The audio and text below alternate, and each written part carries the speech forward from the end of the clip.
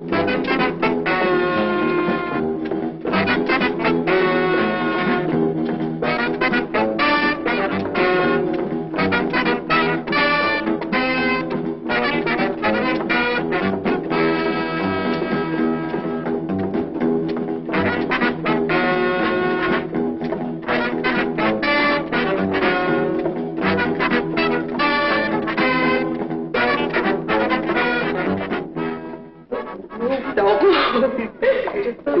really got to see that.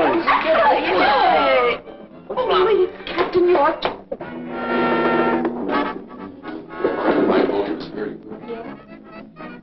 I keep forgetting. He's not an officer, so I let him open the door. Right?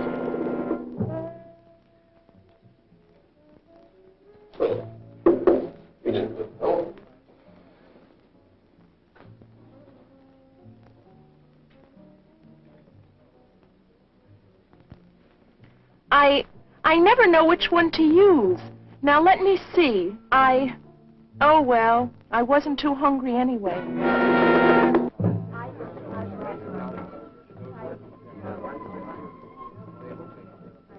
Oh, no. No one's talking to the guest of honor.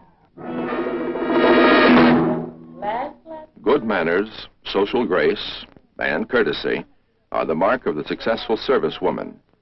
They can also be used to describe successful people in all walks of life. Oh, we have so much trouble. Knowing what to do in specific situations is a matter of custom, instinct, education, and good taste. Some of them go on about the length of our skirts. Wow, I really thought I was going to catch it. Did she talk to you about it? Yeah, she talked to me about it. And wow, man, you could have knocked me over with a pin. Say, that's a beautiful dress. Where did you get it? Where did I... Oh, I bought it at Lorman's last Thursday. You know, I wish I could wear one of those. They're really cute, but, well, I guess they're a little young for me. But I thought, well, that you didn't dig.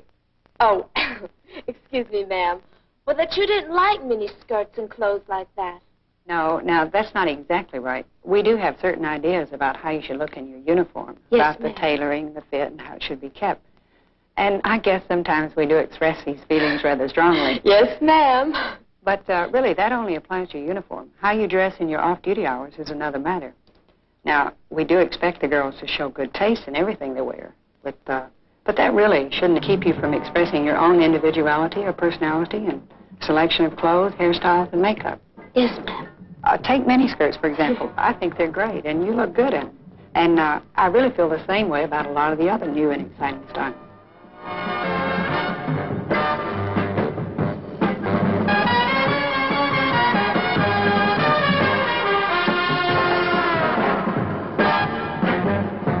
They're all fine, in the right place and at the right time. Well, you might say that's the key to the whole thing, the right place and at the right time. And I feel the same way about makeup and jewelry.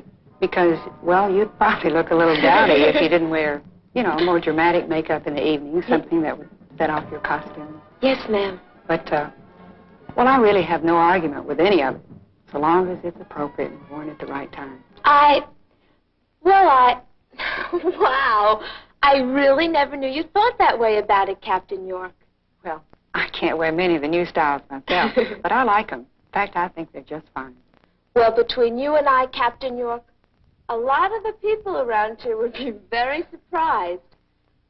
You know, some of the girls think that she's old-fashioned, and I don't know, you know, just out of it. Let me tell you something, girls. Anybody that thinks that about Captain York is like making really one big mistake. You know, she happens to be an absolutely groovy person and really a swinger. Boy, you really changed your mind about her in a hurry. Anyway, I'm glad to see that running into Captain York didn't spoil your evening. It didn't at all. Well, that's great, because mine was such a mess. Really? What went wrong? Everything that could possibly go wrong went wrong. You know, they were all little things, but boy, they really added up and wrecked my evening. The whole thing started in the restaurant. Even ordering the food was a big problem. No soup. No soup. soup. Okay. No. That's right. And then I will have the roast beef, please. Roast beef. Roast beef medium rare. Medium, And then I would like to potato, have, and sour cream. No, I'm sorry. The gentleman would like the baked potato. I want a baked potato. Yeah. You want roast beef, sir? No. The lady would like to have a roast beef. I'm terribly sorry. Yes. No, that's all right. No, I would like the roast beef medium rare. Right. And then I would like to have... With the baked potato. With the No. baked Sour potato. cream. It was a mess, all right. A real mess. And both of us talking at the same time. Wow. The orders got so mixed up, like it was just terrible. Well, that shouldn't give you any trouble, Sandy. That's really no problem at all. You can find out all about that kind of stuff in any book of etiquette. I can? Sure. Here, I'll explain to you how it works. All you have to remember is to always tell your escort what you'd like to have, and then let him place the order for you. That's right, Sandy. Just tell Frank. I would like the shrimp cocktail, please. Roast beef with a baked potato and a tossed salad. Very good. Good evening, sir. Madam. You care to order now? Yes, the lady would like the shrimp cocktail, roast beef, medium rare, the baked potato, and a tossed salad. What sort of dressing would you like on that? Oh, Russian, please. Russian.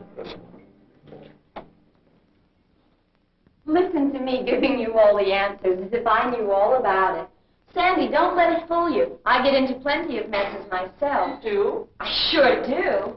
Well, just the other night, when I was on my way out with Tom... It was only a little thing, but it was so confusing.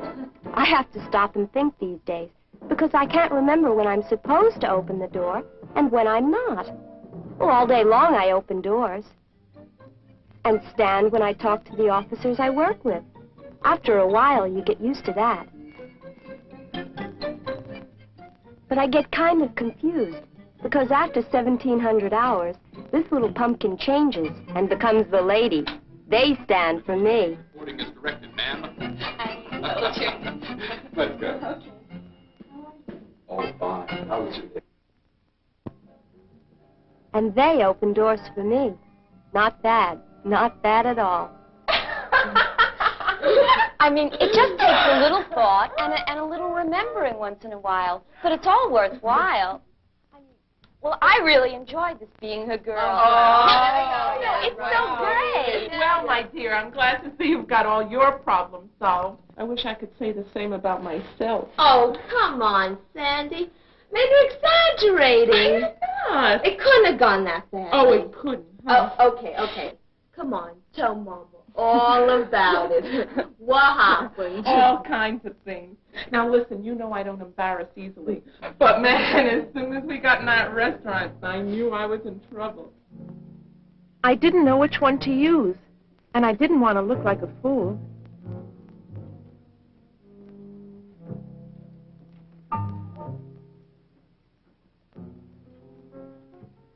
That's easy, Sandy. You don't have to worry about a thing like that. I used to get bugged by that, too, but no more. Now you can find out what each piece of silverware is for. But if you don't know, all you have to do is work from the outside of the service into the plate.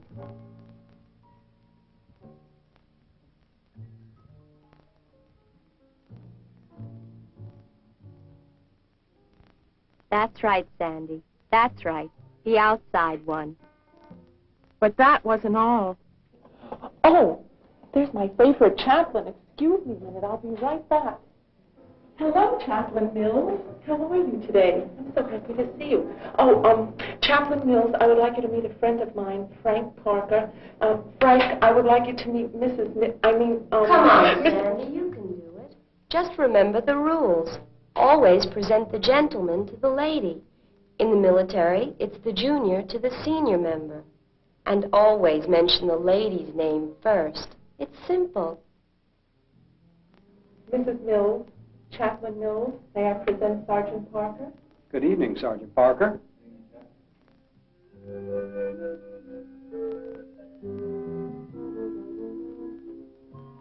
People think it's easy, that there's nothing to the social responsibilities a girl has in the service. They just don't understand. I even had the same trouble with Tom.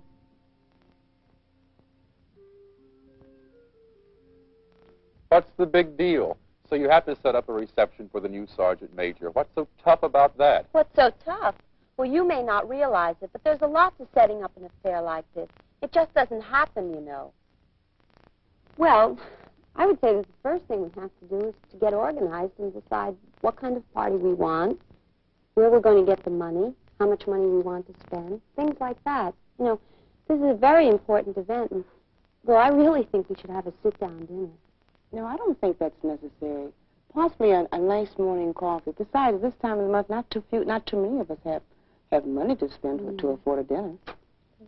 Well, I think it ought to be a reception buffet myself. No, coffee. No, I think it really should be a dinner. No, I think it ought to be a buffet. I think we can get the money up if we really try. No. I think a buffet would be better. We finally decided on a reception buffet. The next thing we had to do was find out how much the unit fund could afford to give us, and that took some doing. And then we had to set up a committee to help select the food and beverages, and that was also a lot of time and a lot of work. And then one of my jobs was to figure out who to invite and to get the invitations out. And if you think that's an easy job, you're making another big mistake. I didn't say it was easy, Susan. I didn't say that. And then I spent all afternoon with the first sergeant helping to set up the receiving line. And then after that, we had to check and make sure everything was according to regulation. Well, I'm glad that's all over with. But there'll still be 1,000 things to do at the reception itself. I mean, I'll be so glad when tomorrow's over. No, it really was wonderful after all. I told you you'd have a good time. What's there to do at a reception? Is that so? Well, let me tell you what can happen if all you think about is just having a good time. We could have had a very embarrassing situation on our hands if it hadn't been handled correctly. There's more to it, Tom, than just having a good time.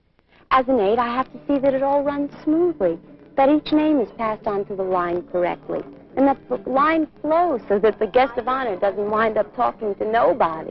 You know, getting people to mix and mingle is a very important part of any party. Fran, we purposely avoided having tables and chairs at this party so everybody would talk and mingle a lot more, and here are you girls having your own little private party going. Come on, get with it. Hey, girls, wouldn't you like to come and meet the new sergeant major? Come on, she's over there, okay? Hey, that does take a lot of doing, doesn't it? I'm sorry, sweetie. I didn't mean to put you down.